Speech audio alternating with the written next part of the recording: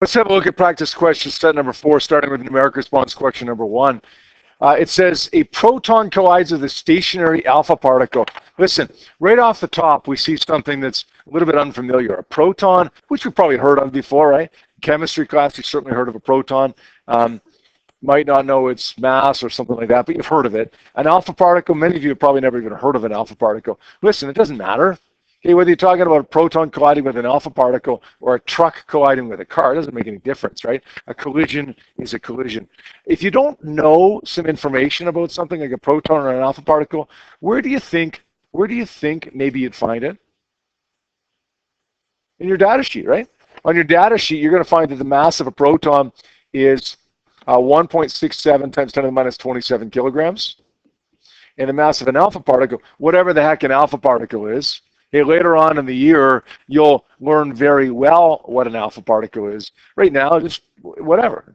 An alpha particle is the same as a car, except its mass is only 6.65 times 10 to the minus 27 kilograms. You don't need to know what it is here. You just need to know its mass, and you're going to find its mass on the data sheet. Okay? How many of you looked on the data sheet for it? How many of you happen to Google it or something like that? No? Okay, so about half of you looked on your data sheet. Good. Listen, if you ever find yourself in that situation again where you need some data that you don't have given to you in the question, look on your data sheet. It's probably there. All right, so these two things collide. The alpha particle is stationary. After the collision, the proton moves in the direction opposite to its initial motion. I'm going to red pen that. How come? If it was initially moving at positive 3.35, now it's moving at negative something, right? We don't know how fast it's moving afterwards, but we know it's opposite. The alpha particle moves forward in the same direction as the proton was initially moving. What's the initial speed of the proton? All right. Let's write down some givens here. We got a bit of an issue here, I think, with givens in that the wording of this is a little bit confusing, I think, at least. The wording's a bit confusing, so let's try to sift through it. It becomes especially important to get those givens correct here. M1, the proton, is 1.67 times 10 to the minus 27 kilograms. M2, that's the alpha particle, whatever that is, 6.65 times 10 to the minus 27 kilograms. It tells me that the alpha particle is initially at rest, so I'm going to say V2, that's the alpha particle. V2, I, is 0 meters per second. V1, I, that's what I'm looking for, isn't it? The initial speed of the proton, V1 initial. We got a number here that's 3.35 times 10 to the 6 meters per second. And what is that? V what? V1 or V2? V1 or V2? Speed of the proton or speed of the alpha particle? Brian, what do you say for that one? This 3.35. After the collision, the proton moves at 3.35. Is that V1 or V2? What's the proton here? We call the proton mass 1, so that's going to be V1. Is that V1 initial or is that V1 final? Maria, is that initial or final there? After the collision, the proton moves at this speed. Good. So that's going to be V1F. Excellent. Now, the alpha particle moves forward at 2.25 after the collision. So we're going to say V2F is 2.25 times 10 to the 6 meters per second. What do I have to include in here that I haven't already? What am I missing in my givens here right now? It's tricky, okay? It's tricky, but yeah, something's got to be negative, right? We know that the alpha particle is moving in the same direction that the proton was initially moving. The proton is moving opposite to the way that it was initially moving. So one of them's got to be negative. I'm going to go with the proton is being negative 3.35, although it doesn't really matter. If you made the other one negative, that's okay, as long as one's negative and one's positive. Let's set this up now. Let's say PI equals PF. Let's say M1 V1I plus, Thomas? Yeah, M2 V2I, or what could we just say, Julia? 0, because it's at rest, right? Certainly, there's nothing wrong with saying M2 V2I. Just recognize that V2I is 0, and just an extra step, that's all. Afterwards, we have two objects because they do not stick together, M1 V1F plus M2 V2F, and then we start subbing in our numbers here. Unfortunately, The masses aren't the same. Love it when the masses are, although it doesn't happen very often. Let's start subbing our numbers in here. We got 1.67. How come I dropped the negative 27? It's the same exponent in every term, right? We went through this once before in another context. Same exponent in every term. I can't actually drop the exponent. I don't have to. If you're not comfortable with that, then don't drop it. But you can, because 10 to the minus 27 will be in every term. V1I is what we're looking for here. M1 is 1.67 again. V1F is 3.35, negative 3.35 times 10 to the 6. M2 is 6.65, and V2F is positive 2.25 times 10 to the 6. Could we have dropped the 10 to the 6 as well? Yeah, we could have. I chose not to here, and the reason I chose not to is because if I do drop that, then the answer that I get for V1I will not include the exponent. And I'm worried that if I solve for V1I, I get the correct base, but it doesn't list the exponent automatically for me because I dropped the exponent in my other terms. I'm worried that I'll forget to put that in here. Does that make sense? I'm worried that I'll forget the exponent when it comes time to give my final answer. So when I'm solving for something, I tend not to drop those exponents, not to take that shortcut of canceling. Okay, even though it does save a little bit of time, I just worry that I'm going to make a mistake with it. All right, so let's calculate the right-hand side here. And let's do that by saying 1.67 times negative 3.35 times 10 to the 6. First term is negative 5.59. Let's add to that brackets 6.65 times 2.25 times 10 to the 6. Okay, there's my right-hand side. Let's divide that by 1.67. And I should end up getting 5.61 times 10 to the 6.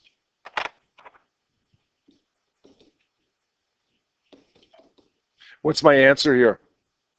How do I fill this in if my answer is 5.61 times 10 to the 6?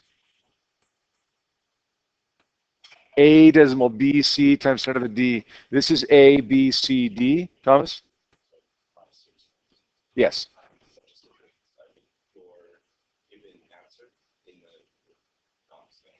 Yeah. I said 5656. Is this one correct or is 5656 correct? You got this? Okay. Okay, thanks. So I just made a mistake with my answer key there. Okay, thank you.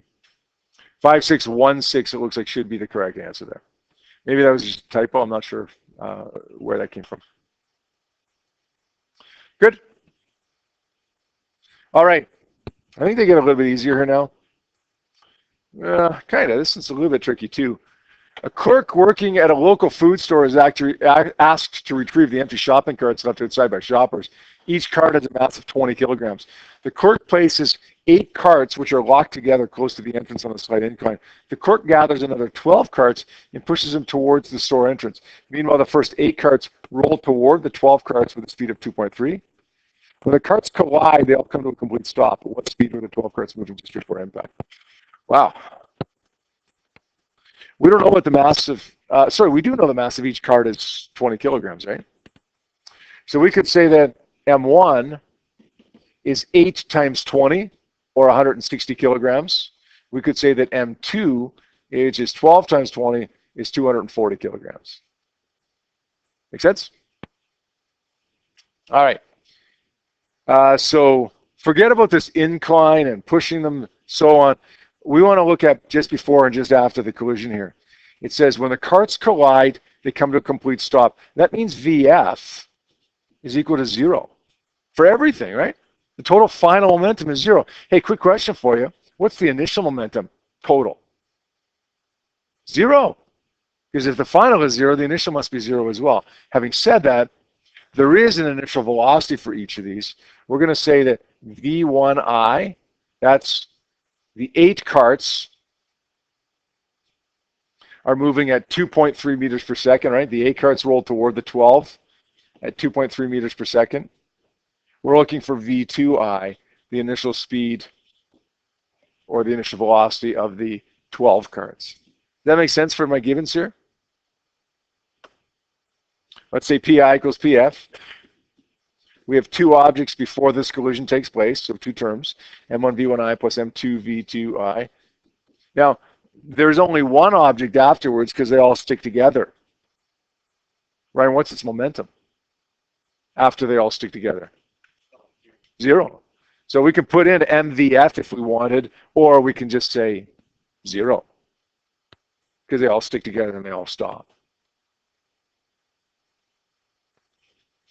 M1 is 160, V1I is 2.3, M2 is 240, V2I is, oh, that's what we're looking for. If you had to make a guess here, which one would you say is not the answer without doing any calculations there, Isaac? Good. Why would you say D is not the answer?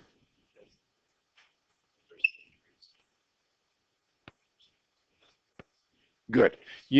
Excellent, excellent. You know that this guy and this guy have to have the same momentum to add up to give me 0, right?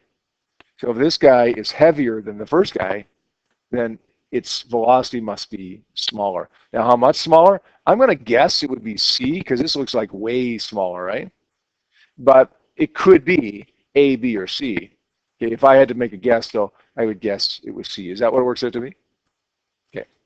So V2I is, in fact, 1.53 meters per second. Should actually be negative, right?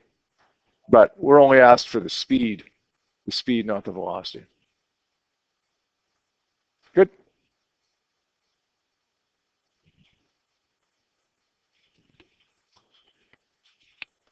Yeah. Yep. Yes. Oh yeah, that's right. Yeah, that's a typo. Now you can blame me for the 5656 for that typo. That I just copied and pasted from bulletins of the Alberta government releases. So you can blame them for that one. But you can be sure that that won't happen on an exam. They've been proofread so many times before they ever appear on an exam that would never happen on an exam. That's a good point, though. Yeah, when you see a 10 to the negative d, you should expect to get a negative exponent every time. Okay, they won't try to trick you that way at all. That wasn't intentional. This time it was just a typo. It is 561 to the positive 6, but absolutely it looked like it should have been a negative 6 there. Okay, number 2. A 2,100 kilogram car collides with a 1,200 kilogram car at rest. They lock together, move off at the speed of 4.5. What's the initial speed of the van? M1, 2,100 kilograms. Hey, listen, is it okay? Is it okay if I do it in reverse here? M1 is 1,200 and M2 is 2,100? Yeah, there's no reason why I can't do that, right? We're going to say V2 initial is at rest. It's 0 meters per second. They lock together, so they move off at the speed of 4.50. Tell me what that is. Kind of what variable is that? 4.5 meters per second. That's going to be VF, not V1F, not V2F, because they lock together. Let's just make it VF. And we're looking for the initial speed of the van. We're looking for V2I. So we're going to say, once again, PI equals PF, M1 V1I plus M2 V2I equals MVF. Because they stick together, there's only one term there. So what do we got here? 2,100 times V1I. Wait a second. We're looking for V1I, right? V1I, not V2I. Plus 0. I didn't even need to write in this term if I didn't want to, because I know it's at rest. So if I wanted to just put in a 0, then absolutely, there's nothing wrong with that at all. Combined mass is 3,300 kilograms times VF is 4.5. Like this is what you guys did in your lab, right? Right? You had one cart colliding with a second cart that was at rest, and then they headed off as one afterwards. Solve for V1I here.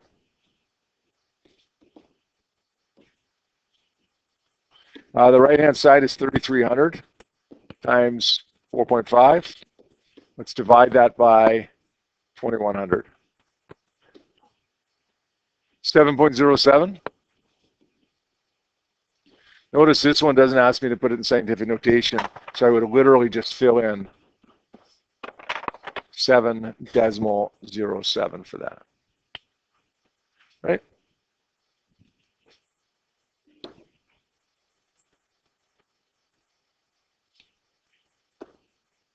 And last question. This is the last question, I think.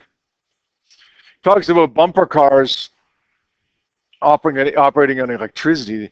The more the accelerator pedal is pressed, the more current flows in the system. That's the faster the car travels to a certain point, right? They don't go very fast at all, but car X and car Y are going to collide head on. X is traveling at a constant velocity of 2.25 east. Y is traveling at a constant velocity of 1.30 meters per second to the west. Red pen in my hand. What am I going to circle with it? What do I want to draw attention to there? Blake? Yeah, east, west. Okay, something's got to be negative, right? Probably the west. After the collision, car Y is moving at 0.526 to the east. What's the velocity of car X? We're going to say, do we have the masses given to us here? Yeah, here we are. We're going to say M1 is 125 kilograms. We're going to say M2 is 161 kilograms. We're going to say that V1I is 2.25. We're going to say that V2I is V2I. Mary, what's V2I? If the car X is traveling at 2.25, car Y is traveling at, good, negative 1.3. That's what I was hoping I'd hear, and I did. Negative 1.3. I remember that because I circled west, right? We know that car Y, which is V2, V2F, is equal to 0.526. We're looking for V1F. Lots of givens in these questions. You can see that how critical it is to get those givens correct. How the rest of the question becomes usually actually pretty straightforward if you get all those givens correct. M1 V1I plus M2 V2I, because there's two objects, equals M1 V1F plus M2 V2F, because there's two objects. Man, I was hoping that the masses of these would be the same, two bumper cars, but I guess the people inside them are different. Why was I hoping that the masses would be the same?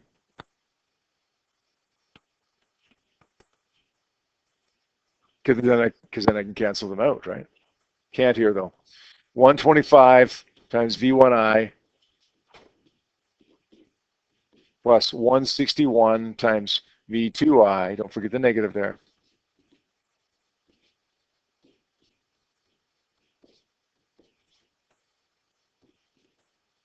V2F is 0.526. So not too bad here now.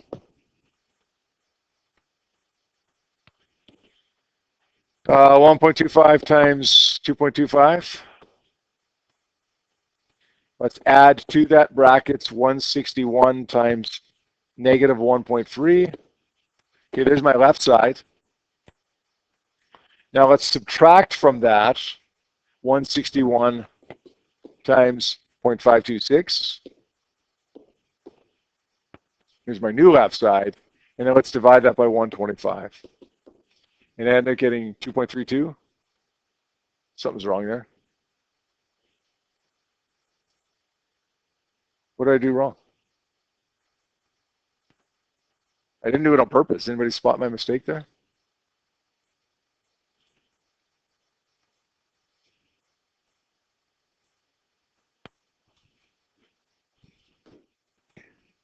All right, so I've got 1.25 instead of 125. Let's try that again. 125 times 2.25. Let's add that to 161 times negative 1.3. Let's subtract from that 161 times 0.526. And then let's divide that by 125. 1.02 times 10 to the negative 1 to the west. So my answer would be, what was it? 10 to the negative 1, yeah, 1.02 times 10 to the negative 1 to the west, yeah. Did I give you the answers, D? Oh my goodness. Wow. Pretty sure the answer. Did you guys get A? You get A? All right.